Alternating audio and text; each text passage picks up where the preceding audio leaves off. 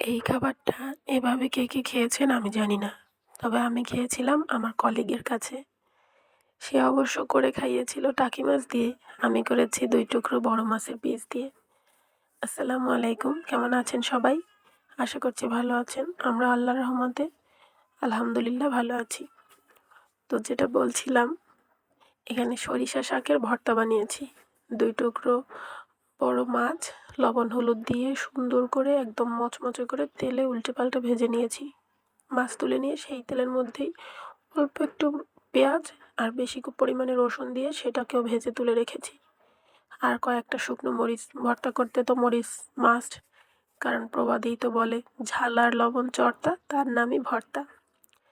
তো এপাশে আমি শাকগুলো ধুয়ে পরিষ্কার করে পানি ঝরানোর জন্য রেখে দিয়েছিলাম। পানি ঝরে যাওয়ার পরে শাকগুলোকে একটু ছোট ছোট করে কেটে নিচ্ছি, যাতে ভর্তা করতে সুবিধা হয়। আর এই মাছ ভাজা পেঁয়াজ রসুন ভাজার তেলের মধ্যেই আমি শাকটাকেও এবার একটু নেড়ে চেড়ে সিদ্ধ করে নিব। আর লবণটা একটু বুঝে শুনে দিতে হবে, কারণ শাকের পরিমাণ তো একদমই কমে যাবে। আর ভর্তা বানানোর সময় আবার পেঁয়াজ মরিচ মাখানোর জন্য একটু লবণ দিতে হবে, তাই পরিমাণটা একটু কমিয়েই দেওয়া ভালো।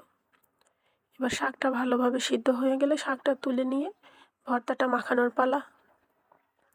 প্রথমে মাছের কাঁটাগুলো সুন্দর করে বেছে নিলেই হয়ে যাবে, তারপরে আর কোনো ঝামেলা নেই।